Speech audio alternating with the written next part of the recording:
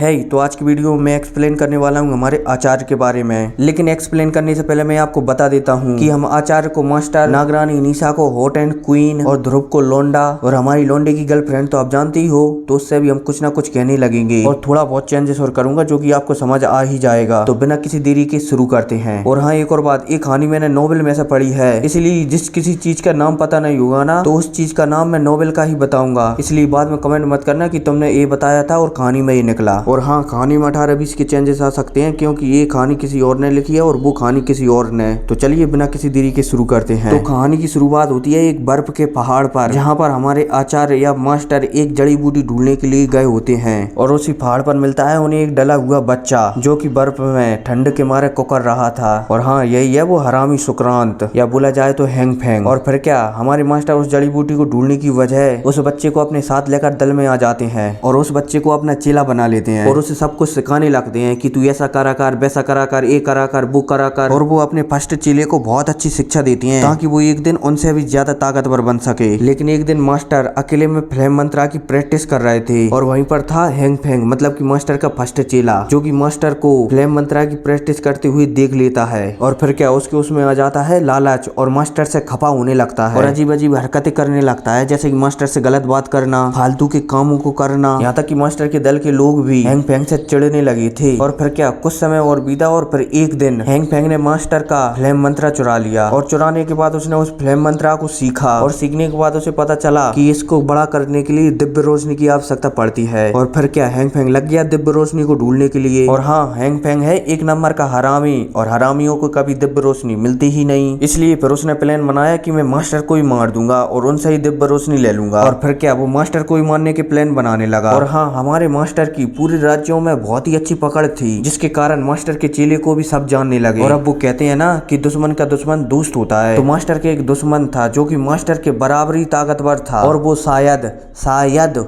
होलोप soul से था। और उसने मास्टर पर कई बार अटैक किया, लेकिन फिर भी वो मास्टर को नहीं मार पाया। और फिर क्या, कुछ दिनों बाद होलोप सोल वाले बंदे की मुलाकात होती है हैंग फैंग से और वो आपस में बातचीत करके एक प्लान बनाते हैं। और फिर क्या, हैंग फैंग मास्टर को किसी कारण से अपने दल से बहुत दूर ले जाता है और वहीं पर करता है होलोप सोल वाला बंदा मास्टर पर अटैक। और उस होलोप सोल वाले बंदे ने हैंग फैंग को एक दवा की बोतल दे रखी थी जो कि हैंग फैंग मास्टर के खाने में मिला देता है। और फिर आता है वहाँ पर होलोप सोल वाला बंदा और उनके बीच बहुत ही तगड़ी फाइट होती है, बहुत ही तगड़ी, फ्लेमों से, दिव्य रोशनियों से। और सामने वाले बंदे के पास भी दिव्य रोशनी होती है जो कि बहुत ही ज्यादा पावरफुल होती है। और वहाँ पर हमारे मास्टर उस बंदे को तगड़ी टक्कर दे रहे होते हैं और उस होलोप सोल वाले बंदे में बजाने में लगे हुए होते हैं, लगे तेरी।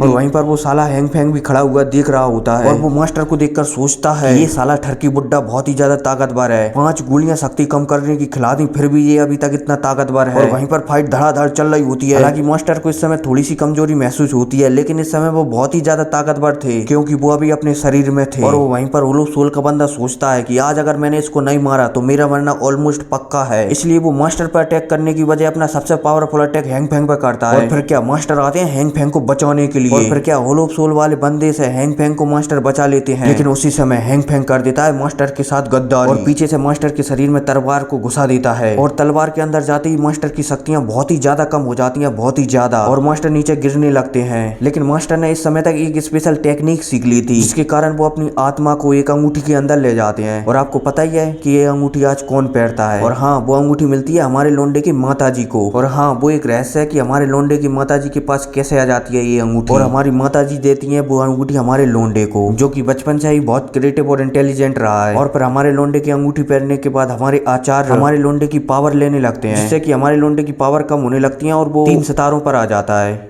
जिसके कारण हमारे लोंडे की फर्स्ट गर्लफ्रेंड हमारे लोंडे से रिश्ता तोड़ लेती है। और हाँ, इसके आगे का एपिसोड बहुत ही ज्यादा क्रिएटिव है, इसलिए वो तभी आएगा जब इस वीडियो पर 100 कमेंट और 200 लाइक हो जाएंगे। तो जल्दी से टारगेट पूरा करवा दो ताकि अगला वीडियो आ सके। और हाँ, अगर आप प्यार मोहब्बत की बातें सुनना चाहते हो तो डिस्क्रिप्शन में चैनल का लिंक है, जाकर सब्सक्राइब करो। और हाँ, टेक केयर एंड